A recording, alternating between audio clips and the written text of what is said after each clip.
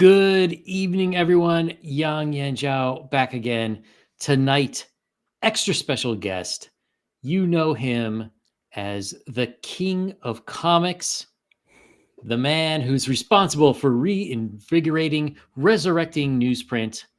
And today, he is the principal of printing who will school you in ways to get your books on newsprint as well.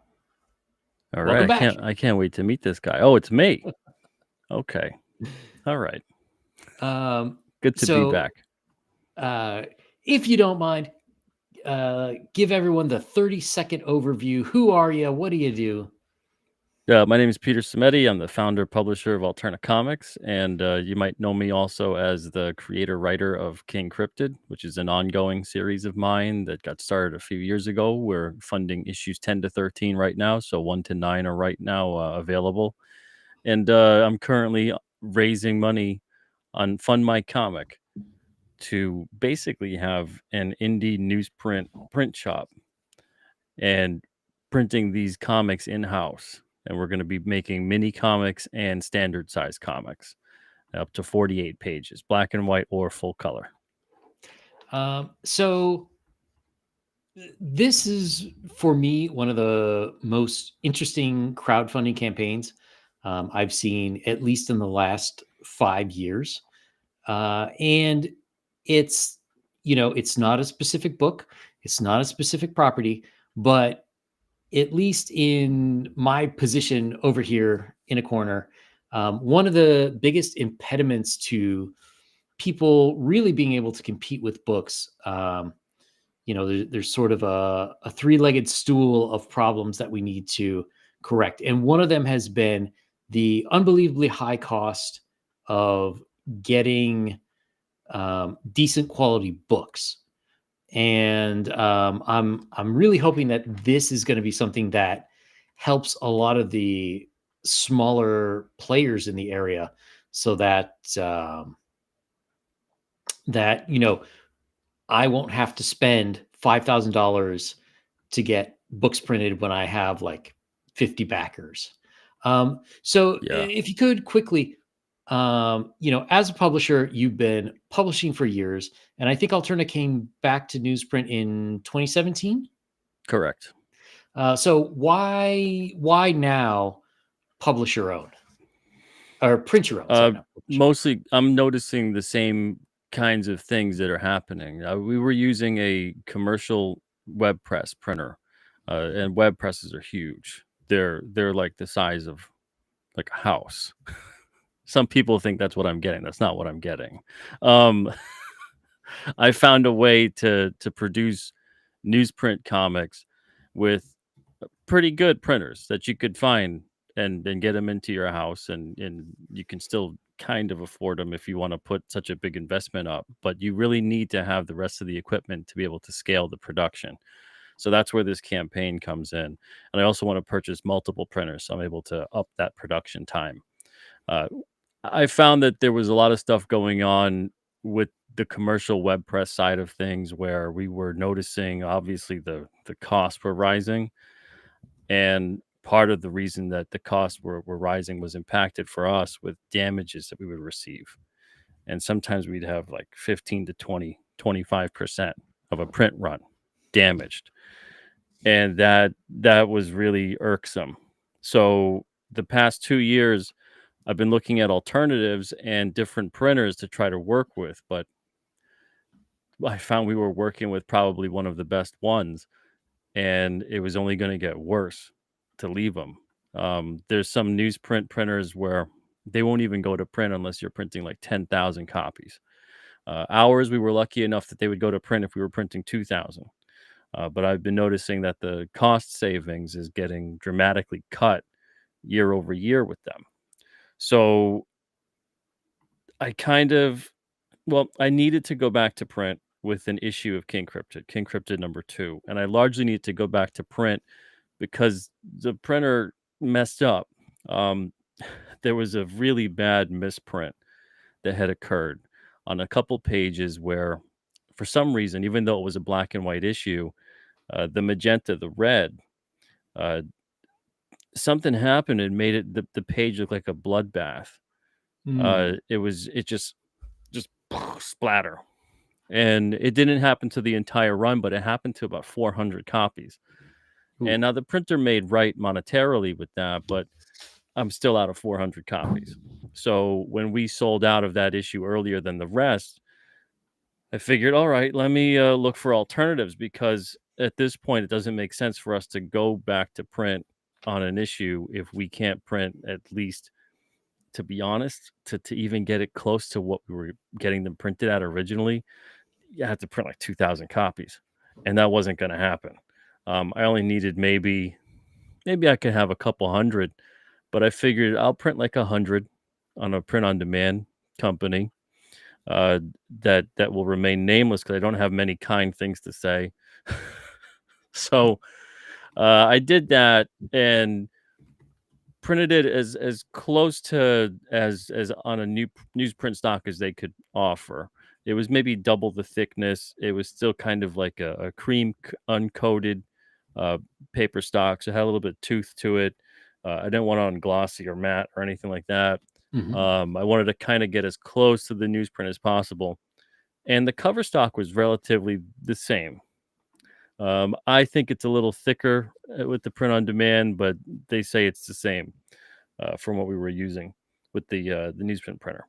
So I get those books back, and there were a couple things I wasn't happy with.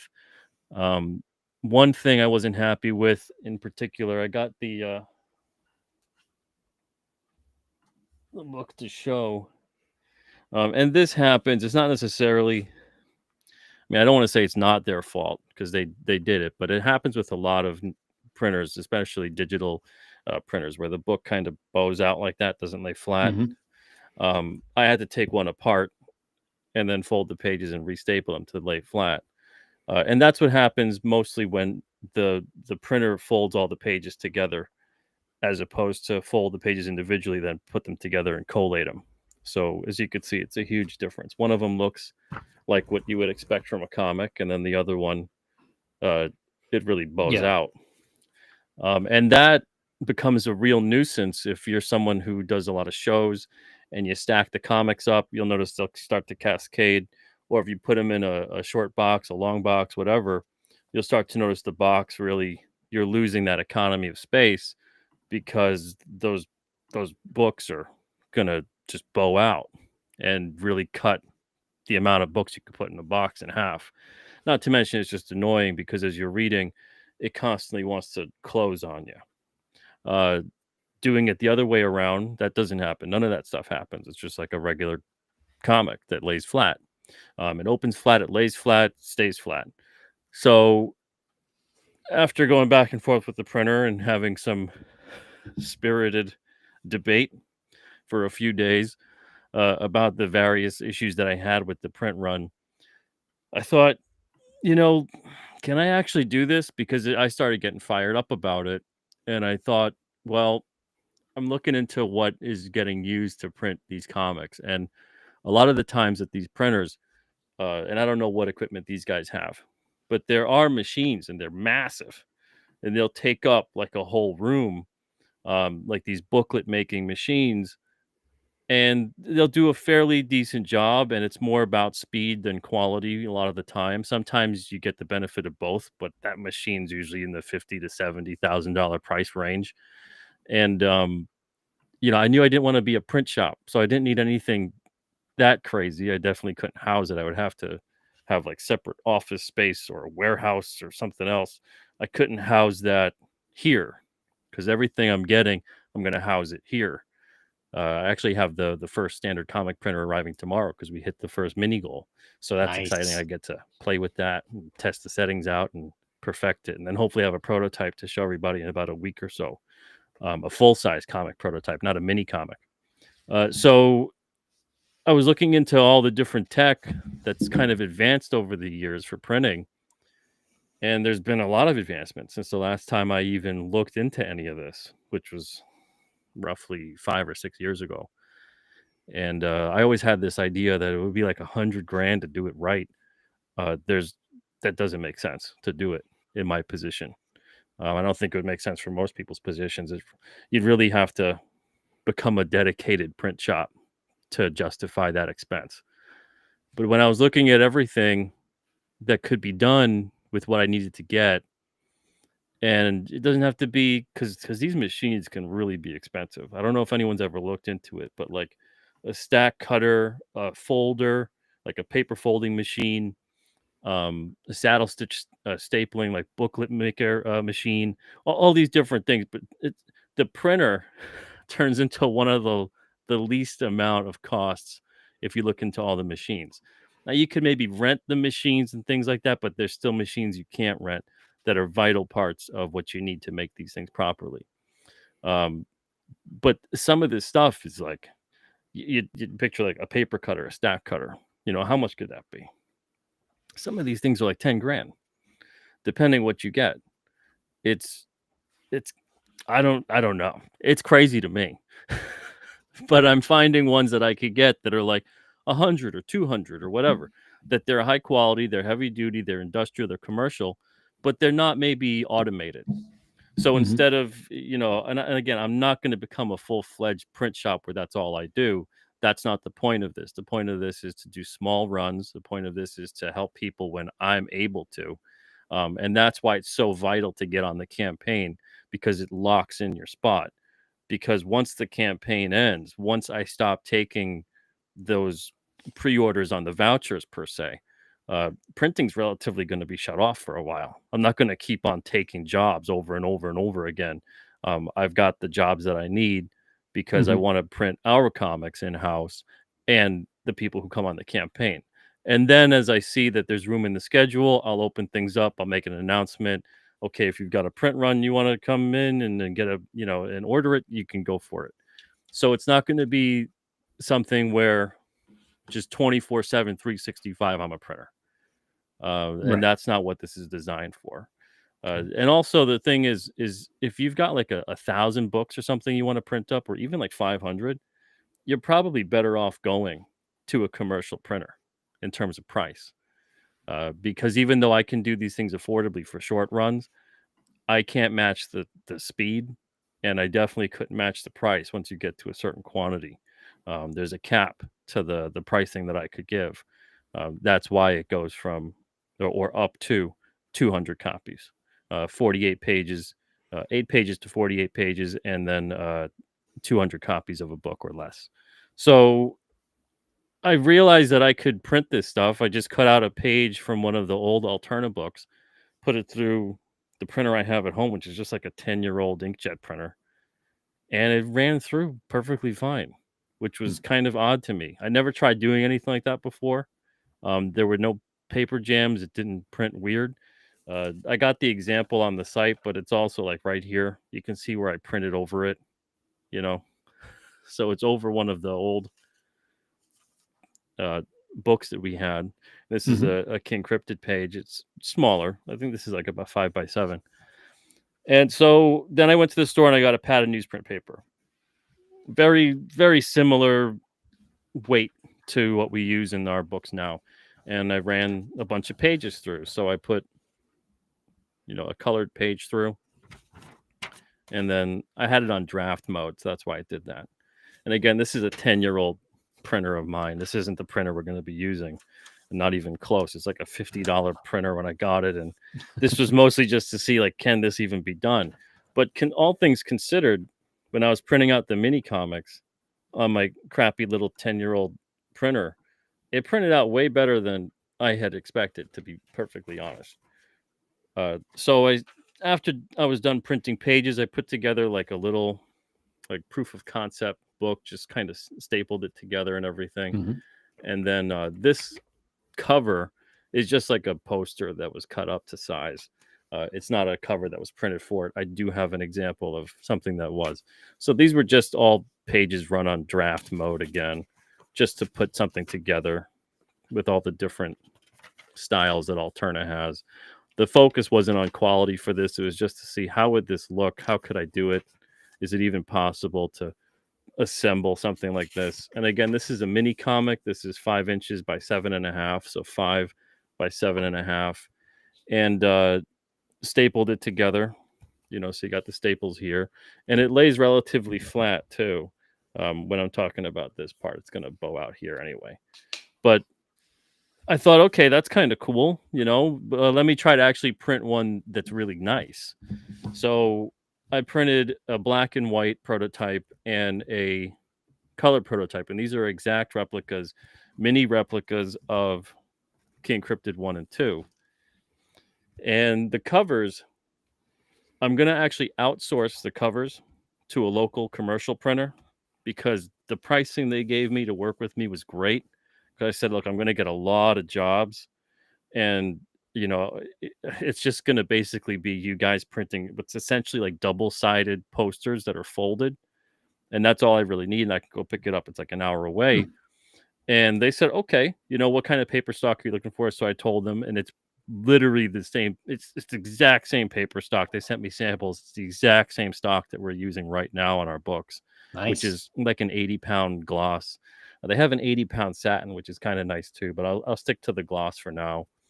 So I just got these covers printed up at Staples. It was really quick, but it's the same exact paper stock, 80-pound gloss. So this is the black and white. And Staples did the covers just so I could have the prototype to show, because you can't print on this kind of paper stock with an inkjet printer. But the interior, like if I show you really up close, even if this thing will focus, even the text is really nice. Yeah, it's And not bad. yeah, and so I can't wait to print it on the really nice printer. But this is, again, on just my crappy 10-year-old inkjet. Nowhere near fast enough, though, to make it feasible. The printer I'm getting is about 5 to 6 times faster in terms of the production time for spitting out a page. But still, it came out pretty good. Yeah. And this is the book that's on the newsprint. There was no paper jamming. There's no problems. There's nothing like that at all that happened. And then I just assembled it, put it together, stapled it. And then the colors came out great too. Yeah. Sorry, before we get too far, LE, the final metamorphosis, asks, "Hey Pete, about to back. Do you need any info in the message in Fund My Comic?" Nope, don't need any info. Yeah, I'll catch up with you once the campaign is over, and I'll send an email out to everybody, and there'll be an online portal, probably towards like June 25th is what I'm aiming for, where if you have your print run ready to go, if you don't, that's fine. The vouchers don't expire, so you could get a print run ready to go within a year or two. Prices might raise, but for you guys that back the campaign, the prices will be locked to what you see on the campaign. So that's another perk of backing on the campaign. Your price will be locked in. So even if the pricing went up in the future on the books, let's say it went up like a quarter or something per book, if you backed on the campaign, your pricing is locked in. So you don't need to give me any kind of info right now. I would just catch up with you later, and then we can get the whole print run, whatever you got to get sorted out. You can get it sorted out at that time. And then, so this is the color book. And some people are very, and I mean, I'm not at this point leery about color on newsprint because we've been doing it for about almost 8 years. So I know what's capable. Some people think that it's got to be, just the very bright, and those colors look great, of course. But some people think that it's got to be the very bright, very bold coloring, that you can't do what would be known as like a modern coloring style on newsprint. Now, of course, it's Well, going to thank show up. God. Of course, it's going to show up a little more muted. Yeah. But honestly, I really like that. I like that the paper kind of shines through, for lack of a better term, because it kind of gives it a nice, softer feel. There's a lot of like garishness that comes with the coloring Exactly. Garish and nowadays. gaudy. Yeah. And it's because that paper stock that's being used is so bright and it's so white, and the ink just like really sits on the page. It never actually is like part of the page. So yeah, so this is King Cryptid #1. It's a full replica, mini size. This is again 5 by 7.5. The standard comic printer is coming in tomorrow, so I get to actually print a full size regular comic, because to do that, I need the printer that's able to print larger Large format. format paper. Yeah. Um, So Patty's Parlor asks, if you had enough orders to make printing for others a side business, would you consider it? I mean, basically, this is like a side business. This is going to be like my part-time job in addition to my full-time plus job of making everything at Alterna anyway. For those that don't know, I make comics full time, so uh, running Alterna, being publisher of Alterna, and then also doing everything I do with my books and my art and all of that stuff. I do that full time. I've been doing that for about, I don't even know. It's been over 10 years, something like that. Uh, So this will be basically like what I'm doing in terms of another job. Uh, but if it's one of those things where I see that like the demand is incredible, then I have to really start considering, well, maybe we can afford to kind of get a little office space, set up multiple printers, and hire someone to kind of oversee it. But I'm not thinking about that at this point because one thing at a time. If this campaign was exploding at like $100,000 already with 30 days to go, I'd be like, that's a that's a reality that I have to now consider. And the campaign's doing very well. I'm very happy with it. It's almost 50%. Um, the last time I checked, anyway. mhm. And so I'm really happy with it. But it's one of those like I'm not looking at it going like, oh yeah, we're blowing the roof off the place, and I got to reconsider my whole life. Right now, it's very very easy for me to incorporate printing other people's comics at the level that it's at right now, and at that $15,000, even if it goes to $20 or $30,000 worth of jobs and things like that, still very easy for me to incorporate that into my life because most of the process is not really hands on, so I can still do everything I need to do while several thousand pages are printing, and all I got to do is maybe refill the ink or maintain making sure that the pages are coming out good and do quality control checks every half hour or something. So yeah, it's not as intense as some people think. Some people like to attach like labor to the work, and it's like I'm not building a car on my own. I'm just assembling comics and trimming some paper. Let's Uh, not let's not get carried away. and he follows up the question. Otherwise, how often would you think orders would open up after you get everyone's? So I guess the question is like after you get everybody who backed the campaign, after you get all those orders out, how often do you think um, you would open up additional orders? And I think Okay. part of the question is, if people say, hey, I really like this and I want to get my printing done basically from Alterna. I think the question is more like, well, am I going to have to like hope and pray that it's available when I need it, or is this something I have to plan out months in advance, or how would Yeah, that for work? the first year, it's going to be really difficult because things kind of ebb and flow with the time of the year in terms of demand for these things. Whether it's con season or whatever is going Mhm. on. So it's going to be really difficult for me to answer those questions right now. Even the people that I know, there's people right now that are backing the campaign that some people don't even have a book planned for like another 2 years. And then some people are going to have a book probably as soon as it's ready to go. So it's going to be difficult for me to say in terms of when all those jobs are done. But if I'm looking at, someone comes in with 200 copies that they want done, and someone else has 25, and someone else has 50, and that's really all that I have for this month, then yeah, we can open up and take on another job or two as long as I don't have other stuff to print. That's Alterna related, So it's not something that I can really say that there's like a formula or anything that I can come up with at this point because I still have to, once I get all the equipment in, I still have to run production time tests.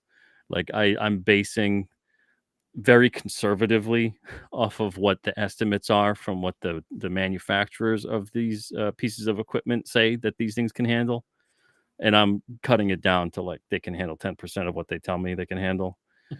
So if they're like, "Oh yeah, it could spit out like 5,000 sheets an hour," and fold it up for you, I'm like, maybe it does 500. Maybe it does Yeah. that. So I'm being very conservative on, like, what the ink would be like, what the amount of the time that a page takes to print, all that kind of stuff. And so I'll have a much better idea once it gets around to, actually doing a print run, doing a book, assembling all that kind of stuff.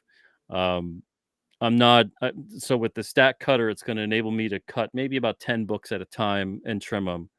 So trimming is going to be a very easy process. Within like an hour, you could do like 1 to 200 books, and then that's done, trimmed up, and that's. But the bigger part of it is the waiting for the pages to get printed. I would estimate that probably like a 200 book run would take like about 4 weeks, maybe tops, from the time that a proof is approved to the time that the customer would have the books. Now, that's another reason I wanna try to maintain that level of turnaround as much as I can, and that would be at, like, the highest level. I could probably get something like that out sometimes 2 weeks or 3 weeks, uh, but, that's why I don't wanna take on too much. But again, if I see that there's a ton of orders to take on, not just, like, a manageable amount, then I have to reconsider some things. Right now, I don't really see that kind of thing happening at this point. So I'm not gauged in Mhm. to handle that kind of a thing, and I don't like dealing with the whole concept of like, well, what if you win the lotto? How would you spend it? And that's essentially what this would be like, is like, well, what if you have so many orders that you gotta hire someone and you gotta get a different place? And it's like, well, then I'll do that. It's Yeah. that, yeah, but as it is, of like right now, I know what I can handle. I know what I can do. I've worked before I did comics. I worked at 3 different print shops. I worked at 2 copies, one copy center, and I worked at 2 sign shops. So I'm very familiar with all this stuff. It's kind of like what I was doing before I went down the road of just making the material. I used to production, assembly, all this kind of stuff. So it's not really something that's strange to me, or there's Mhm. a lot of learning involved, or it's So learning the machine's probably going to be the toughest thing to get the mhm. settings right, but that's about it. So, like, take time for that, but also to like sort of figure out how exactly it works into Alterna's workflow in the sense of like, well, how much time would you have to take future orders versus how much time do you have Exactly. to dedicate to the main Yeah. business? Yeah, and I can definitely see that because in talking to some people, there are a lot of people who would really like not necessarily comics, but people with magazines or like Oh yeah, that'd be illustrated cool. novel and Yeah, even like pulps. prose books. If Yeah. the only thing is, all I can do and all I'm prepared to do for this time and Mhm. maybe the foreseeable future is the sizing. So it's the Yeah. sizing is what it is. It's either the mini comic sizing of 5 by 7.5, or the standard size, which is 6.625 by 10 1/4. It variates a little bit with that, but that's the sizing I'm leaving it at. And then the amount of pages, 8 to 48 Mhm. pages, and then it's stapled. So no perfect bound, no hardcover, no fancy paper, no embossing, no foil, no. It's a very basic, let's just keep it. And that's part of what's going to enable me to maintain doing this too. Because if I start offering like everything under the sun, then yeah, it's a full-fledged print shop, Yeah. and then I'm doing something with my life that, quite frankly, I don't want to do, at this point anyway. Because I still want to be a creator, an artist, a Mhm. writer, a publisher. I want to have this as an aspect to what I can handle and bring on, because there'd be times when I'm waiting on a print run for 2 or 3 months. So if I can just assemble and everything stops, like Yeah. everything stops, and there's like a couple things I can get done during that wait period, but then it's like a mad scramble of like, well, how do I make a living during this point in time? Because you can't just like constantly be in a state of like pre-funding things Yeah. when there's massive delays over and over. Like today, finally, the printer gave me a heads up because we had to get a new one for the remastered books, the Alterna and they're going to print. I should have those in like 2 weeks or 3 weeks, something like that. So Nice. finally, those are done, and that's been like months of various printers, I'm like, you gave me this quote, and I know it's like a little bit past the 90-day mark, but now it's like double the amount. Like, that's crazy, you know. Just various things of dealing with these printers. I'm finally gonna deal with a printer that can get this done right and get it done like now. They're gonna be able to go to print. So there's all these different things. I'm always waiting on stuff, and now I won't be able to. I won't have to do that. We can print because largely the issues we print are newsprint. So I could just have those books printed up, and as books are done being printed up, I can ship those books out, and as more are printed up, I can ship them out. So it's kind of like fulfillment is easier than doing it when I'm waiting on a printer to send me everything, and Mhm. then I can start fulfillment. Yeah, as a publisher, how much do you think this is going to affect your life, just in terms of like what you were saying? Now you should have a pretty darn good idea of when you would actually have the books, instead of like whenever that printer gets around to it. Mhm. Is that really going to affect you personally in terms of being able to maybe squeeze more out of the production schedule, or at least occasionally have a night off? It changes a lot, uh, because so for instance, like when we did pre-order campaigns for various books, we usually do like 4 or 5 at a time.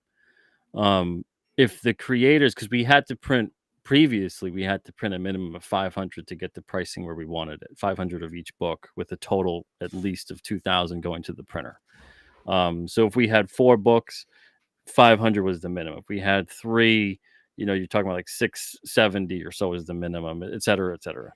So, if creators with their books, they couldn't hit a certain mark, which was maybe like the halfway point, like 200, 250, 300, whatever, depending on the run, it would put them in the crosshairs for cancellation because it just wasn't worth it for anybody at that point to put that book out. Um, but doing it this way, I don't want to say like everyone is safe. It doesn't matter. But now it's more like, okay, it's up to the readers and the creators. So if 50 books sell, we can print 50 books, and it's fine. It's not like there's this threshold now where a good book maybe that still needs some time to find an audience is really Mhm. under the gun to do so. So I like that aspect of it. And if we do pre-order campaigns now, they could just be whatever the minimum goal is on these sites. We usually did Indiegogo and Alterna, and we could do like $500 or something instead. So it changes a lot of that, and then it also changes a lot of going back to print, what that kind of blueprint looks like. Because before, again, like there'd be books where, like, I still have a couple books right now that we haven't gone back to print because there's no way I can justify that print run, and all I know is I need maybe 50 more. I can't go back to print with 500 or 1,000 or 2,000. Yeah. That's insane. So the book just stays out of print. But now, as long as I can go back to print with it, because some of them I can't, of course, because they're not in contract or anything like that anymore. But like actual Roger #5 or the Chair Mhm. #4 or Tinseltown Volume 2 #1, like all these different kinds of books, we could just go back to print. I could just print up a batch of like 30 of them and then have them back in stock again as another printing. So it changes the dynamic a lot, and the books will look. I think honestly they'll look better because I'm looking at them and comparing from what the commercial printer did. Like, I can really have consistency on the color a lot better than what the commercial printer did. There were times when, like, misregistration always kind of happens when you have like web press because it goes so fast. So something won't line up. It'll be kind of, that 3D effect, like 3D glasses when you're looking at something and the lines don't really line up and it's all Mhm. blurry and weird. Um, Sometimes that adds to the charm of it, but most of the time it's just kind of frustrating, especially if it happens on a page you really wish that the art would shine and it Yeah. wouldn't print crappy. So like I won't have to worry about that happening anymore, which is great. And then there's other times where the printer would like be running low on a certain color, and they're not going to stop the press or anything, so they're just going to let it ride. and you'll see where on certain batches of the run that starts to look faded, and that won't be something that happens when I print these. So there'll be way more color consistency, quality control. I don't have to worry about 25% damages. So that's nice. Yeah. And then when it comes even to things like when I send the books to print, there's some printers that will like adjust your files on you, and you won't know until you get the book back, and you're like, why did you alter that? Because like you'll send certain files in that like the text is embedded, or it needs to look a certain way, and the printer takes it upon themselves to be like, well, I don't think that'll trim properly, so I'm going to maximize that file. And then what happens is that it absolutely doesn't trim properly, and elements that are on the page that shouldn't have gotten trimmed do. And again, you don't know about that till you get it. And I haven't had too many of those issues, but I have had those issues in the past. And then you got to argue it out. And you find out that they did something to the files, and you're like, why did you do something? Like, if there needs to be an adjustment, I'll tell someone, okay, you need to make that adjustment. If something's not sized right, I'll tell them. If something's not resolution, the resolution is not correct, it's not high res, I'll tell them. I've seen so many people's books. I've received like 2 different crowdfunded books where the printer just dropped the ball on these guys because, yeah, you should have your files properly formatted. True. But the printer should be able to tell when this person has sent in like a 72 DPI file that's printing pixely, and this should have been a 300 or 400 DPI file to print Yeah. crisp. And they don't let these guys know. They just go ahead and print it because they figure like, hey, whatever. They sent it in this way. So I wouldn't do that to someone. I would let them know. They get a digital proof that would be part of it, so that's always free. The digital proof would be free. If they want a printed proof, it'd be like $25.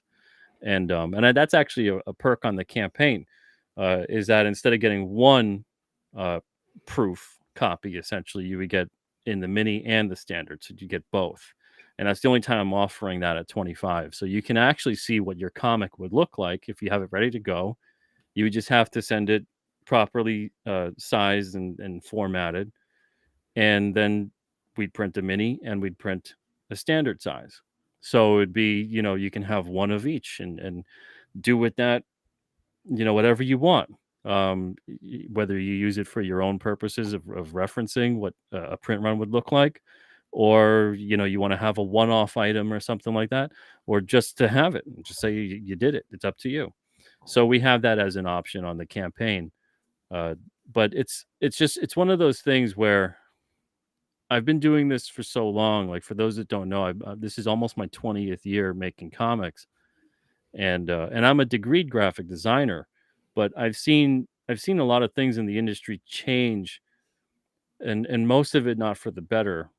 But when it comes to getting these books made, it seems like there's a lot of stuff going on that not a lot of the scale of production seems to take into account anymore, the end result.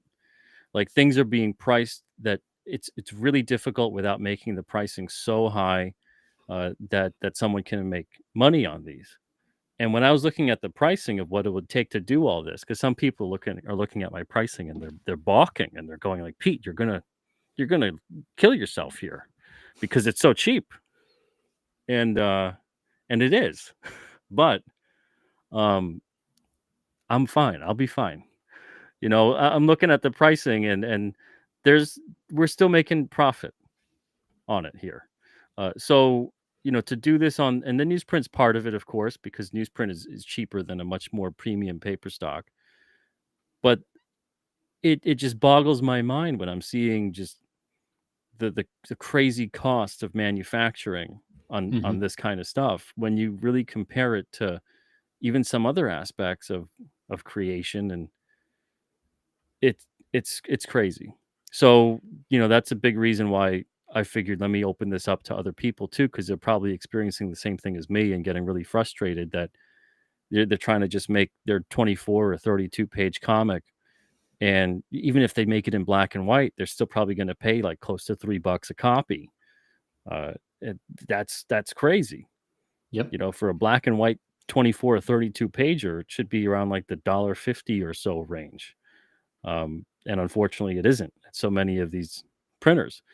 You can get like hundreds of them, and it's still going to cost quite a bit. So, doing it this way, like I got the mini, which seems to be a popular size. I didn't think it'd be as popular as it was. A lot of people are talking about that size, which is great because Definitely. I like the way it looks when I made it. I was like, wow, this is kind of fun. I think we'll do a whole mini comics line at this size with Alterna. And Yeah. you could get a 32 pager. You could get a full color 32 pager in the mini, 200 copies, and it's $1.79 a piece. If you Yeah. go to the 200 with a 32 full color, I think it's like 256 a copy, which is like a Um, dollar or so less than the next guy. yeah. I mean, and to me, so if you look back at the history of comics, comics were in their heyday when they were disposable. They weren't. This is before everybody was collecting them for posterity and whatnot. But B, they were impulse buys. They were something that you could. They were cheap entertainment, cheap or inexpensive, I should say, entertainment that would cost you pocket change. And I mean, if we can bring the cost of these down to like half a cup of Starbucks, um, if you've got a table at a con and you're selling these mini, I mean, even if you're selling it at cost or if you double the cost, so I'm looking at, let's say, with the mini 200 copies of full color at 24 pages, 146. So if it costs you $1.50 and you're selling it for $3, um, and people are going to a con, people are happy. They want to spend money. They don't want to take a chance on a $25 comic, but $3, heck yeah, they're going to buy that. Yeah, yeah, even We'll, even like 4 or 5, because yeah, it's something special at the show. You can get it signed, even for the mini, something like that. That's it's I don't know. It's unfortunate that we're seeing the supply side of things become like a very profitable side for those that are in it. And it's their right to do it, but everything kind of trickles down because then it means, well, that's how much more you have to sell something for. That's how much more someone's going to have to yep, buy this thing. And eventually you do hit this point where it's not profitable or good business for anybody because there's so many people now. Like that's what I was trying to I'm realizing now this is what I'm trying to get at. The technology has kind of leveled the playing field so much that so many people can make comics now. And so many people can print comics now. And there's so many different printers that can utilize technology that before it would have cost like 100, 200 grand to set up a decent print shop. Now you can probably do that for like 30 to 50,000. mhm, So because of the scale of this stuff, it makes no sense why then it keeps getting more and more and more expensive over the past like 5 to 6 years. And I know there's a lot of different things that come into play with the economies here of how these pricings figure out in terms of the paper, the ink, etc. But it's gone up like relatively from what I've seen with the printers we've used, pricing has gone up about 400%. It doesn't make any sense in terms of yep, how things are going up in general. That would be like, if milk was 250 6 or 7 years ago and now it's like $10. That it doesn't make because they're still making when you go into getting like a print run that's a large print run and they'll go down to like pennies per piece. But mhm, they're kind of almost pricing out like these short runs and these yep, small business level creators and deterring them. So the pricing has become like a deterrent that like they don't want to deal with like the 200 or the 100 job. And I know in some cases they can't. Like on a web press, they can't deal with that because you put that machine on, it flies through, like you're spitting out like 1,000 copies before you even hit stop on the machine. That's already happened. So there's going to be a massive amount of waste. So I get that. But when it comes to like the digital print on demand kind of era where you can really scale that back, like that's why when I was working with the guy that's gonna he's an hour from me to do the covers, he's Mhm. giving me this great pricing because he's like, yeah, you know, you're gonna get a lot of work in. I'm gonna lock in like a really good price for you so you can get the covers done here, and you know, I'll gang run them.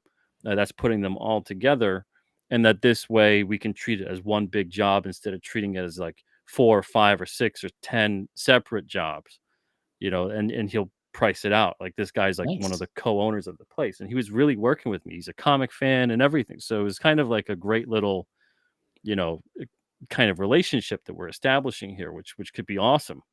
And then they do awesome work.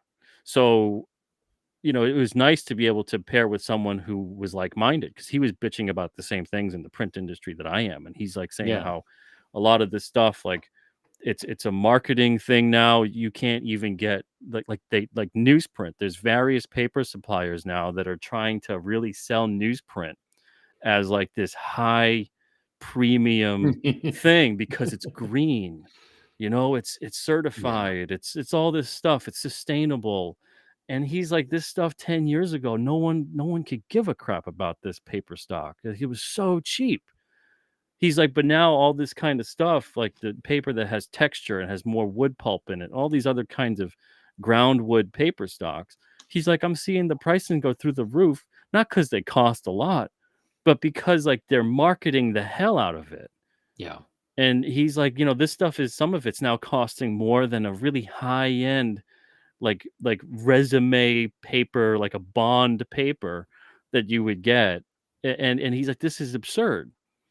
You know, so he's understanding where I'm coming from too and trying to work with us to do something great. So I really appreciate and support that. But I'm noticing it across the board, and it's driving me Mhm. nuts because when I was looking into this, it just made sense to kind of offer it for as many people as I can. Yeah, and it's not just the comic industry. I'll point out too.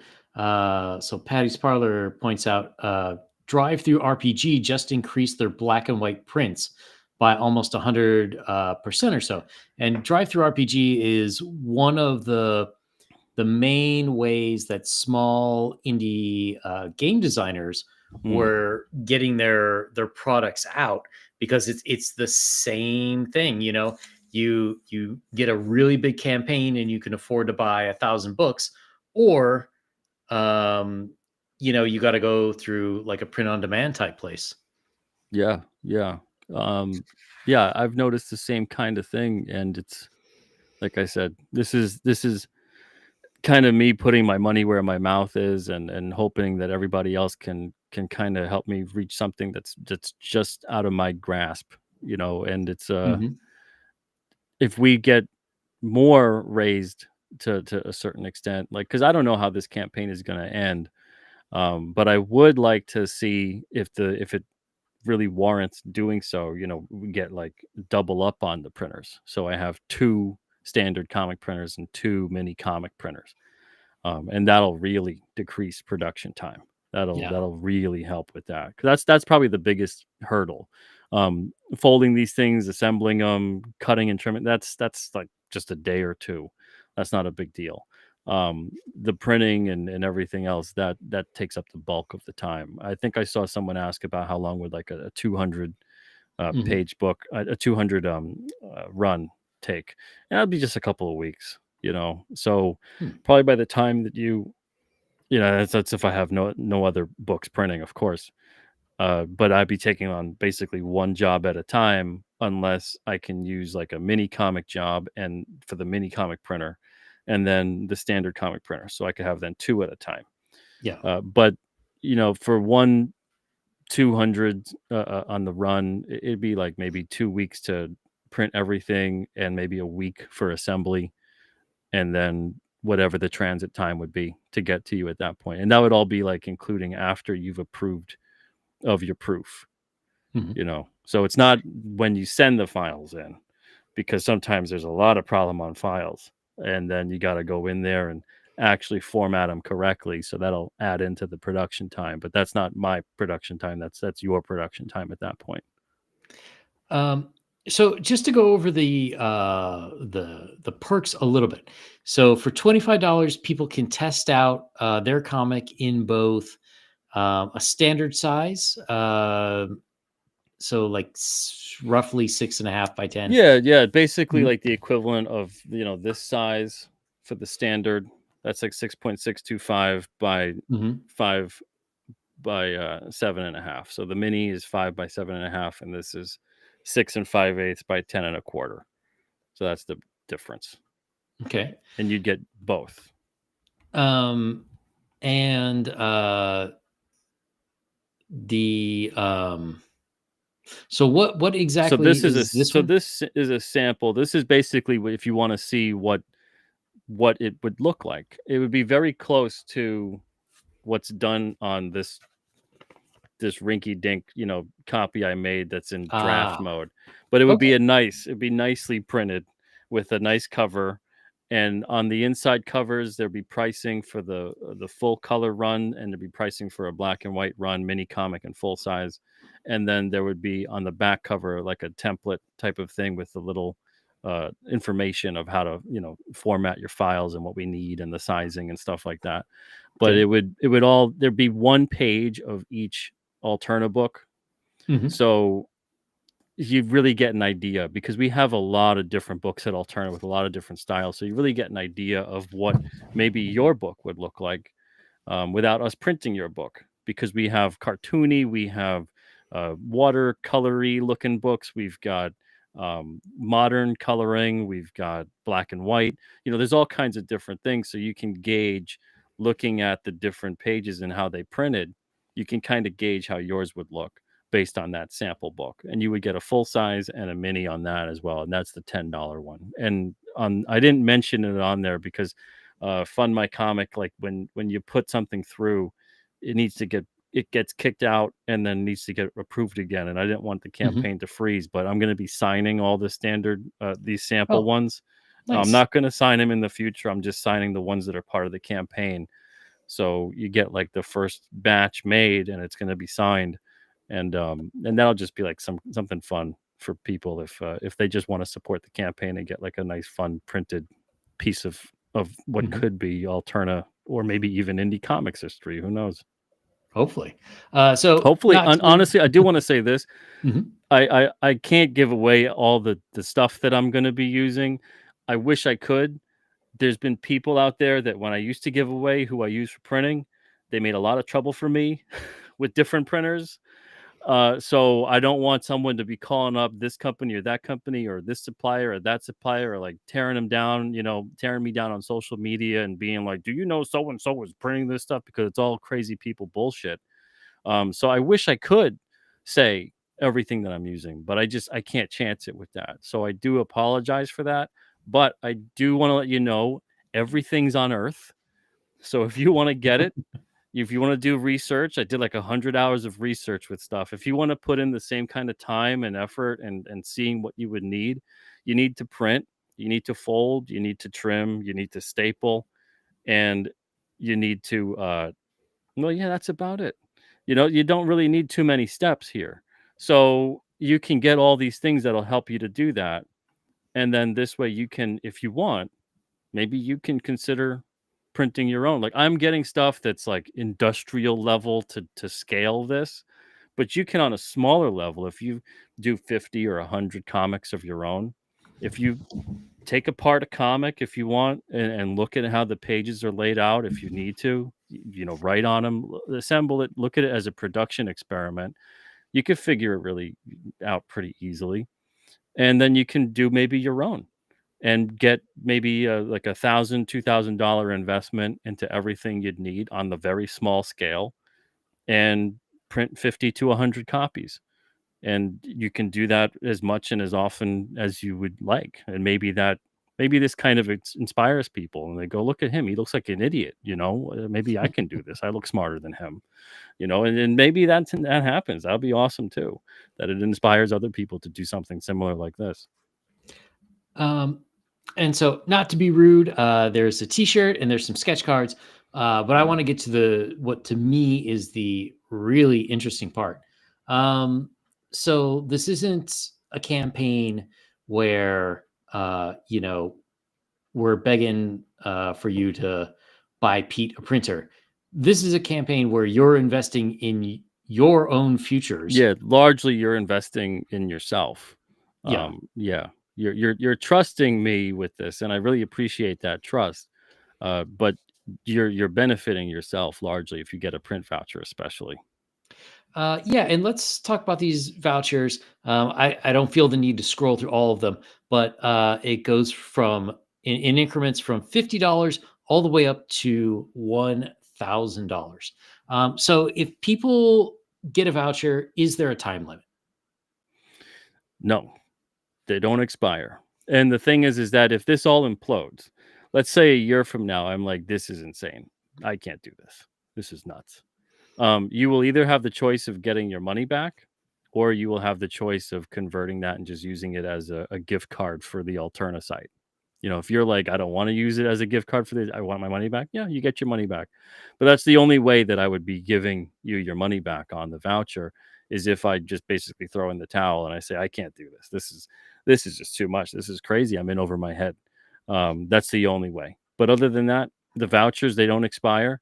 I don't foresee that kind of thing happening because I'm very, very happy with how these are printing. And I can't wait to get in that printer tomorrow and have some fun and try to figure out what's the best way to get these done and I can't wait to make the first full size book. That's going to look really cool. That's going to be a lot of fun to actually assemble that. So yeah, these don't expire. If you got to print something in a year or 2 or 3, go for it. Don't sit there and go, oh, well, I don't really know. I don't have anything ready right now. You don't have to worry about expiration or anything like that.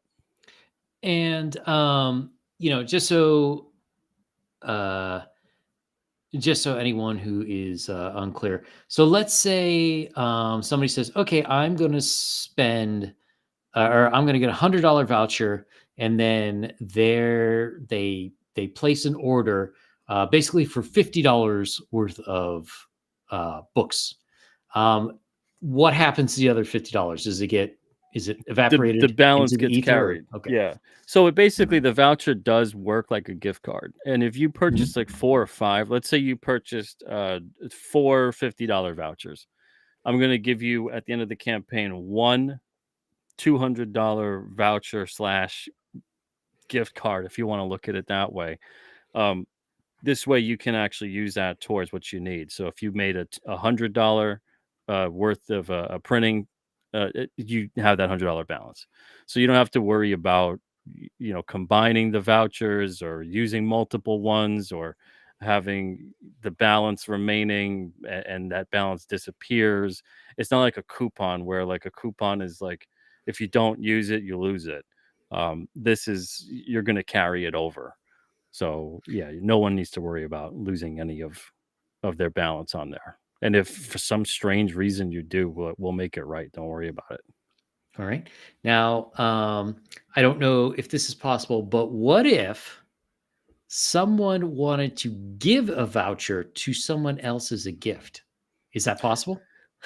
I've had someone ask that, and I don't recommend that only because this printing, especially comic creators, I find maybe everyone's like this though, but every comic creator I've ever known, including myself, if you were to just kind of thrust the printing upon me and say that Mhm. this is how you're going to get it printed and this is your limitations and this is who you're going to use, I would not be thrilled about that. I don't even care if that like it'd be a weird thing to do because let's say they don't want it on newsprint. Let's say their book is over 48 pages. Let's say maybe they need 500 copies. Did 200 copies? Like that's all I'm going to do is 200. And some people have asked, well, will you do 300? Will you do 500? 200 per book. And the reason why is because if I have to do it for one, I have to do it for everybody. And I am not doing it for everybody. So 200 is the maximum. Um, Figure out a way on your campaign, make like 100 copies and it's limited and that's the way it is. If you need 200 or less and that's what it looks like when your campaign is done, which that's what a lot of campaigns look like when they're Hmm. done, then do that. And you can always do a second printing of 200 books, but it's 200 per the job, per the issue. Yeah. Now you can have 4 books and do 200. The only books that I'm going to print more of 200 are going to be Alterna books. So if there's a book that needs 300 or 400 or 500, then I'll print those for Alterna. But for another job, as a side job, taking that on, it's got to maintain doing 200 or less. Now, like what you said with the print voucher situation, you can purchase as many as you want. You can look at the price table, coordinate it out, see what it's going to be like, and then estimate that printing is probably going to be about, I mean, shipping is going to be about $10 to $15 per 100 copies. So then just estimate it like that when you go through it. But, Okay. it'd be pretty easy to just do the math and figure out about how much you would need on a voucher to cover an entire run. And one other question with this price table is you had mentioned that you were going to outsource the covers. Yep. So does this table just include the interior newsprint, or does it Nope. include the cover as well? Includes the whole book. So the page count doesn't include the covers, but the pricing includes the cover. So the page count, like 32 pages, that's the interior pages. It's not like 28 plus the 4, which is the cover, because each sheet is technically like 4 pages. So the cover is included though with the book. So if it's a 32 pager, and that's included for the mini comic and the full size. If it's a 32 pager and you're doing 100 copies, what does that say there? I think it's like $1.59 on the mini, for the black and white. Mhm. That's the price. The cover is included with the pricing here. There's no additional charge. The only additional charge that you would see would be shipping, and that's because Okay. yeah, that happens later on. All right. Nice. And the Yeah. good I thing too mean, is, not to cut you off, sorry, no. but the good thing too is since they're newsprint, they're a lot lighter than most books. They're about half the weight of most modern or premium. I hate saying that against the newsprint because I think newsprint's superior, but they're like half the weight. So that helps with the shipping. So that's something that's good too. And speaking of newsprint being superior, traditional thinking is that the ultra white paper that's a little heavier with those print runs, they're I don't know if we really want to say archival, but they'll last longer. Whereas people are afraid of newsprint falling apart. Yeah, I Now, never know what people are thinking when they want to know what lasts longer. Are they looking for 2, 3, 400 years? yeah, I mean, one of my things is, probably a lot of those comics from the 60s and 70s didn't last so long because kids were reading them all the time. People didn't take care of them. That wasn't a Yeah. thing. Yeah, that's a big thing. But then there's also, these 9 point whatever copies of some comic they found that was tucked away inside of a book. And, Hmm. the Action Comics #1 or whatever that sold for whatever amount of millions. It's a very high grade. And that's an old book. It's almost like 100 years old. And to get a grading that high because it was just kind of tucked away and forgotten.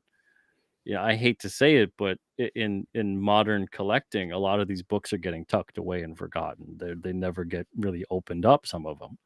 Yeah. So in terms of like the paper lasting, you can get the greatest paper there is. Now, this will be printed on archival pigment ink, so the ink itself will last probably longer than the paper. But the paper will last longer than your life and probably the life of your kids. So it really is one of those, how long do you want this to last? Because depending on how you take care of anything, it could last hundreds of years. It could last 5 days. It could last 5 seconds. So it really is kind of like your mileage may vary when it comes to how long something will last. If you're going to read it, are you reading it with your bare hands? How dare you?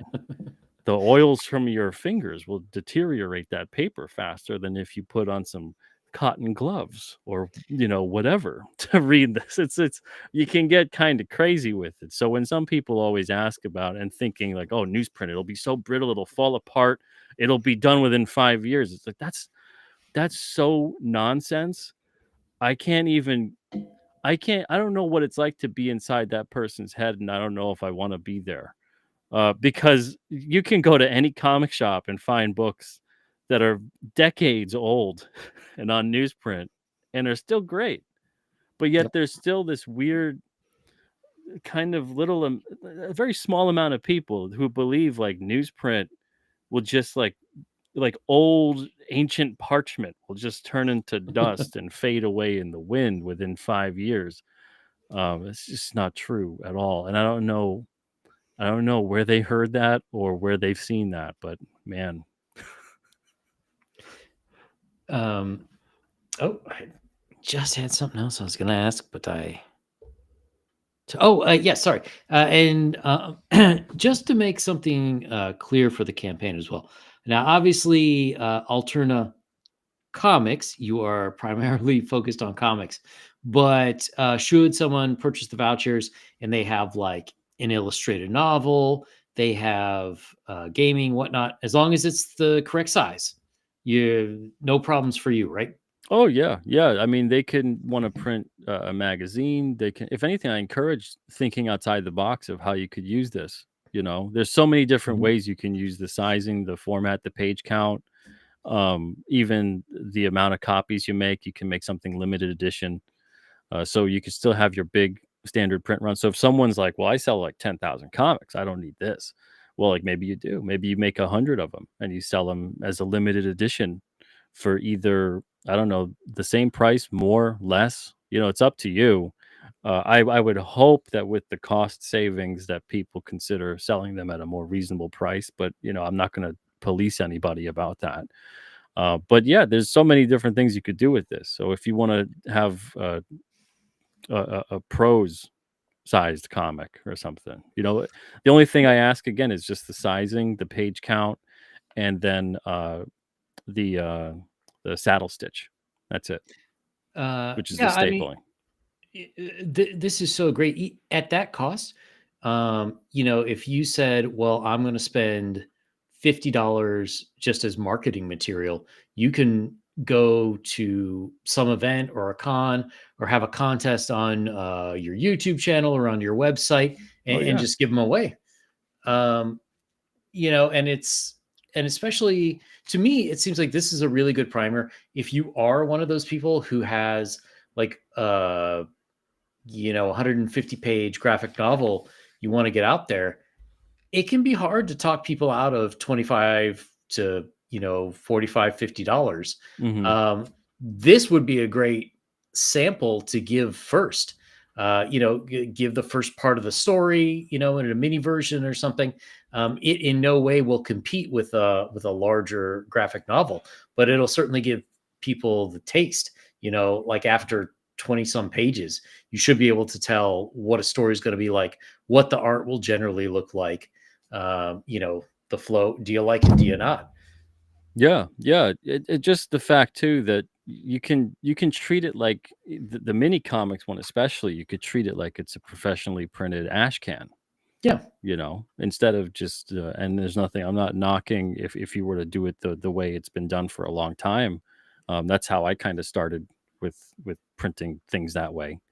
And you can have it look really really polished and very nice. So you could print like a preview, a sampler, a chapter from your graphic novel like what you're talking about, or you could just go the full-fledged print your comic that way. And there's a lot of different possibilities with it. But yeah, I'm not policing the kind of content, whether it's a comic or it's a gaming or it's a magazine or whatever. um yeah, that's definitely not, that's not something that I'm gonna say, hey, well, this isn't a comic, I'm not gonna print that. Now, another question is, you a couple years back had made some videos, basically how you would do the pre-press for newsprint comics. So the difference between printing on newsprint versus like a more standard print job. Do you have any plans to maybe update those videos or make like, you know, okay, you got a voucher. Here's your link. Here's how you do it. Because one problem I can see for you is, like you were saying, if something's wrong, contact them. But you don't want to make other people's problems your problem. Yeah, Do you yeah. have any plans to update that Oh, at yeah, all? well, yeah, so that kind of thing, it's already mentioned on the campaign in terms of, like, total link coverage and things like that, and, like, CMYK levels, and, you don't wanna be over 220. If you don't know what that means, you need to research what that means. If you don't know what full bleed means, you need to research what that means. I'm gonna do my best to try to kinda explain it quickly, and I do that on the campaign as well, Mhm. but it is one of those things where if you don't know very basic terms, if you don't know that your print file should be like a certain resolution, and why that's important, very, very basic stuff. If you don't understand the sizing of a page and how to get that done, if you don't know anything of how to put that together, you need to talk to someone who does, or you need to learn how to do that, and you should probably considering learning all of that before you put a book to print or try to fund a book. I'm just going to be brutally honest when I say that, because there's sometimes there's people out there who just think, well, how hard can it be, and they just kind of just go with it, and they didn't really do a lick of research, and then they just think everyone else will just kind of take care of all their problems for them. It's just that's not how it's gonna work. Um, so if I have to make certain corrections, I will at the approval of the person wanting me to do that. But there would be a fee that comes with that I don't recommend you go that road. You don't have to. But people do need to research what just the basics of putting together their file would be like. But yeah, I'll put together something very, very quickly just on the page itself, letting people know about, what they should look for, and the fact that, like, if they have black text, it should be 100% black. Shouldn't be other colors in the black text, because it'll print kind of fuzzy. It Mhm. won't print as crisp as it could. Uh, and that's just kind of solid information for printing in general. That's not just something I'm particular about. Uh, so it is one of those things though where, yeah, I get what you're saying, because it can spiral out if all of a sudden it opens the floodgates, and people that don't really know what they're doing at all come in with something that I have to Yeah. repair. I'm gonna be like, no, you have to really, you have to go back and address this issue yourself and find someone that can help you out. So you were mentioning before you're not into censoring due to, is it a comic, is it a magazine? So the Elk of Antioch asks, and I'm going to point out the Elk of Antioch is watching on your channel. Oh, okay. What about romantasy comics? Any discrimination against steamy elf on elf erotica for printing? While I wouldn't publish that, I got no problem printing it. Okay. So Yeah. so basically, as long as it is legal in the US, you're okay with printing it. Yeah, as long as it's not something that's gonna, like, incite violence and, is, like, directly, like, really absurdly insane things that, like, you'd have to be pretty unhinged to want to print them. Like, that's, print them at home. Well, Don't go to someone else to have them printed for you. we are Uh talking the comics community, so you might need to Yeah, say yeah, that.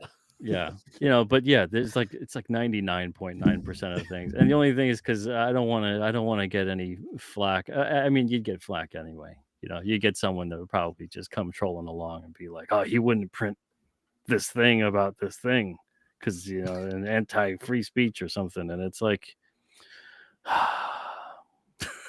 just we can all print things whenever we want, and if you want to actually print whatever you want to print, you can print it.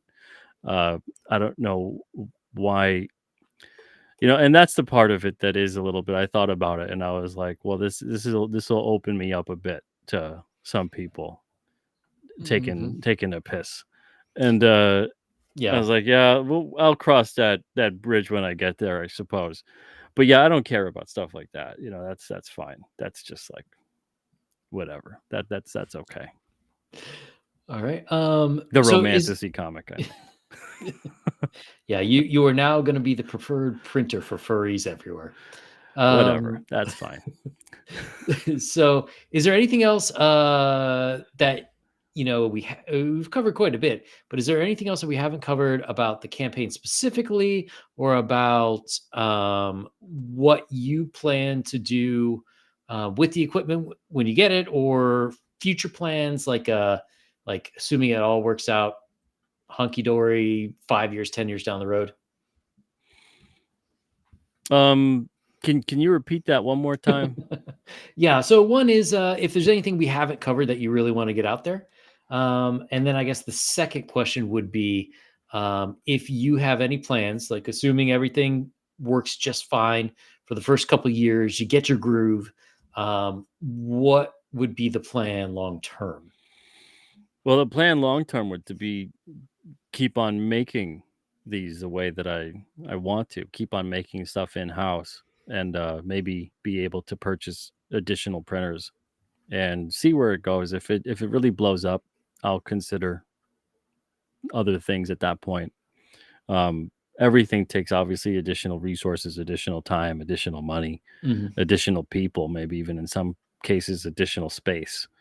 So it's not as simple as like just Yeah.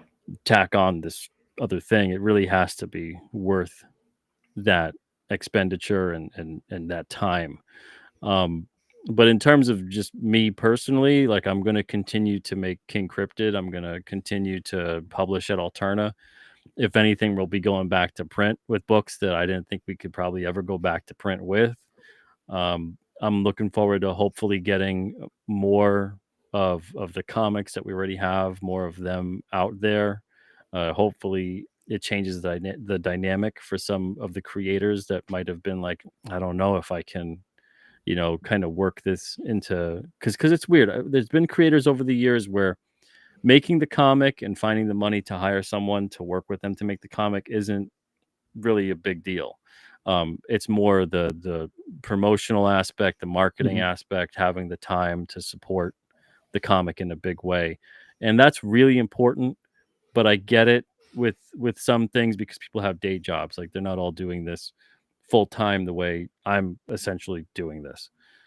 So it changes the dynamic though, because it's like, well, maybe they can only sell 100 or 200 copies. They can't really justify having a 500 copy print run, and in the Yeah. past I would have had to been like, well, we'll have to part ways. But now it could be like, well, I really like the book. I like the creator, the people enjoy the series. If it's 100 of them, great. And we'll print them. I don't have to sit there and think all the books I'm going to have to throw away one day or recycle or give away Yeah. or whatever it may be. Like I've done that. I'm looking back at like 20, 30,000 around there worth of comics from like the past 10 years from various creators that I've had to either donate or recycle or whatever. Um, and that's a lot of books.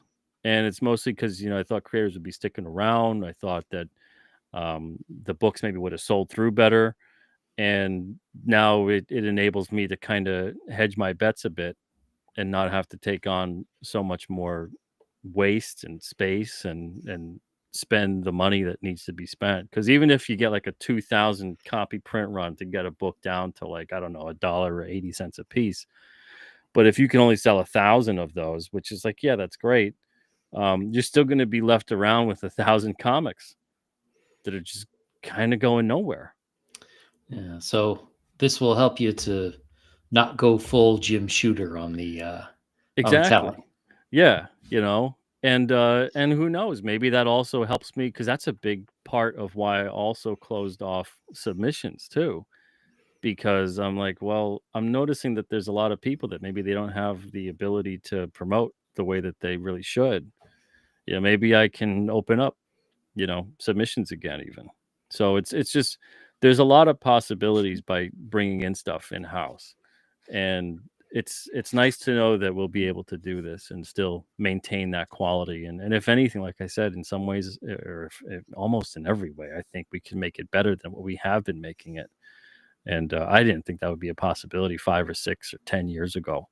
It's crazy how much technology is advancing on that level to make it a possibility. So I'm really hoping that people are supporting the campaign right now, and it's great. And I'm really thankful for it, because I can't do this on my own. And to be able to have everybody to want to get their books printed this way too, and that's going to be really cool to see a lot of newsprint out and about again. That's going to be cool. Yeah, definitely. And to me, part of this too is like, in 1995, if you sent an email like to someone for applying for a job or something, you would be flagged like, oh, this is fantastic, look at this guy. Whereas in 2025, if I really want to get somebody's attention, I send a paper letter through the mail, because I have mail, what's this? It's the way to stand out. And I mean, when everyone else is like, okay, I don't want to mock too many people's stuff, but like, something with the indie comics, I don't know what printing, but it feels like it's printed on plastic, just like a That's stiff piece of yeah, plastic. yeah, I, yeah. I hear I what you want mean. I want newsprint. If I see a newsprint book, I'm like, oh, hey, Yeah, and it yeah. feels right. Yeah, it's the same thing too, because a lot of these digital printers, they're like a laser printer also, so they print on with toner, Yep. and you really notice it with the black, because it's shiny, and it's a bit weird. So it doesn't matter if you get it on uncoated paper, like that black toner is still going to be kind of shiny, and it's like a Xerox copy kind of thing, uh, and that's because it basically is. This isn't going to be that way. This prints and looks very much like a traditionally commercial printer. The way they have it's a web press with ink, and actually it adheres and absorbs to the page. But then the paper stocks, there's a lot of paper stocks where, like when I said when I was talking to the printer, that he was saying how these kind of textured, more wood pulp, more ground wood, all this kind of stuff, like it's becoming very expensive, even though it's not expensive, because they're marketing it to be Yeah. expensive.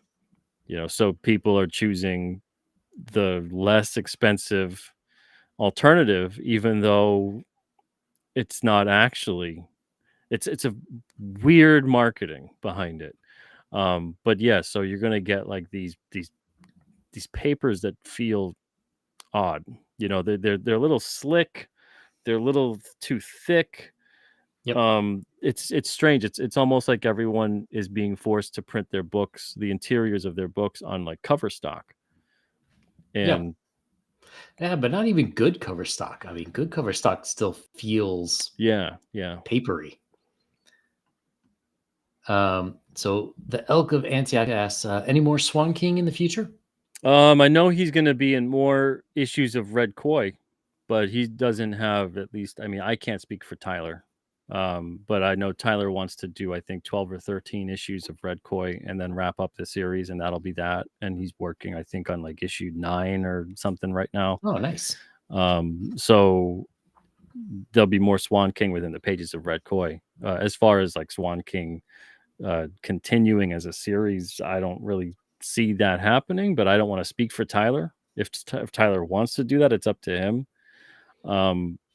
But yeah, that's the other part, is like, so everybody can only get out so many books at a time. So if someone can only get out like one comic issue per year, as a publisher that's trying to do this full time, you can't live off of that. You got to publish like 100 different titles a year then.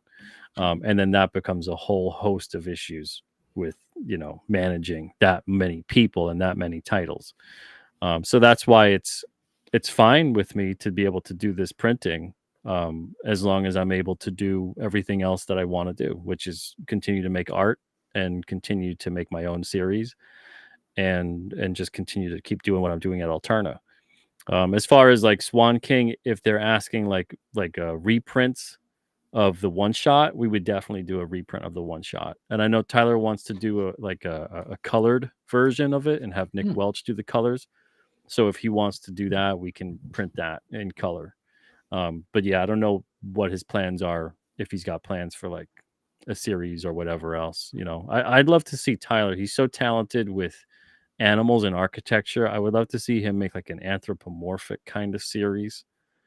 'Cause I Oh, that'd be think, interesting. yeah, I think that's where his stuff really shines. Like some kind of, not Thundercats necessarily, but like the vibe of a Thundercatsy kind of thing, maybe set in like I don't know, medieval times or something along those lines. Something that gives him some gothic architecture to play with and have some fun with it. But yeah, he's great with that kind of stuff. So I don't know what he's gonna do. I hope he doesn't hear this podcast because it gives him Nobody's ideas and watching. It's then he fine. starts and then he'll start being like, Pete, why'd you say that? Now I gotta do that. He really has enough to do. But yeah, he's a talented dude. So whatever he wants to do, I'm sure he'll do it great. So for anyone who hasn't seen it, funmycomic.com slash slash newsprint. It is, I've got that in the links on my YouTube. It is linked in the chat on my YouTube. And hey, if you're watching on Pete's channel or over on X, why don't you come over to YouTube and check out at Yang Yan Zhao 4. I've got more comic guests. We've got gaming and we've got storytellers of all types in media. So come check us out.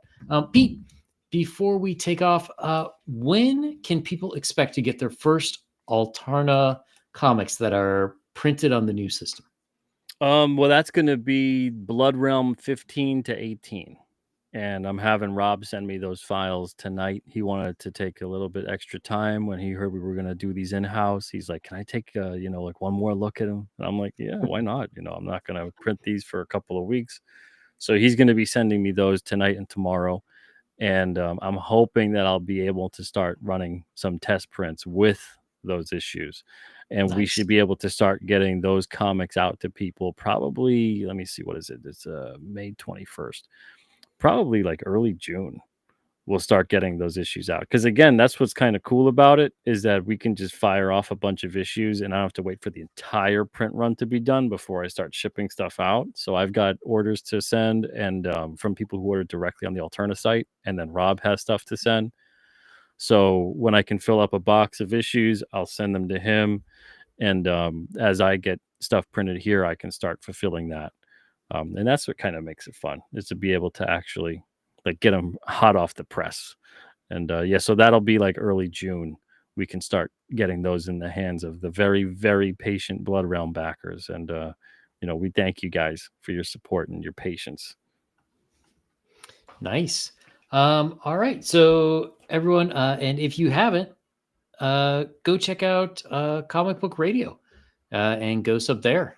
Lots of great guests coming all the time. Yesterday you had Sarah Frazetta. Frazetta, yeah, it was great having her on the show again. We were both talking after the show. We can't wait another year and a half. We'll try to, because last time she was on was January 2024, and we'll try to get another one going before the end of this year. It's always a great time chatting with her, and yesterday was no exception. So I'm glad that we had a chance to do that. I do want to let people know it looks like we're $83 away from the 50% mark, and that's the second mini goal on the campaign. So big thanks to the person who backed tonight. I think it was LE. Thank you so much, because we're very, very close to that $7,500 mark. Yeah, that's going to be fantastic. Yeah, and Got to that get that second, other yeah, printer. the second mini goal. Yep, it's for that mini comics printer, to have a dedicated printer for that, and I can use the other printer to dedicate it just to the standard big size. The standard comic printer will print both, but I'd prefer to have two separate ones. This way, it speeds up production time. Yeah. And I do want to point out one thing about this campaign too. Normally, I think everybody knows when you do a crowdfunding campaign, the site that you're on will take a certain percentage. However, if I am not incorrect, I believe Fund My Comic is not going to take a cut for this Yeah, campaign. they've been awesome with supporting this campaign, and they're not taking a percentage at all out of this. So the only percentage that I lose is just the processing fee, which is they can't help that. Yeah. But Fund My Comic isn't taking anything. Usually they take like 1 or 2% or 3% or something like that. It's very small still compared to the other platforms. Yeah. But they're being really kind about supporting this and not taking anything out of it directly. So um, big thanks to them. They've been shouting this campaign from the rooftops, and I really appreciate it. So shout out to Luke over there at Fund My Comic, and whoever they've got running their social media has been helping big time as well. So that's not something you really would find on Indiegogo or Kickstarter, that kind of support. So very, very appreciative of those folks.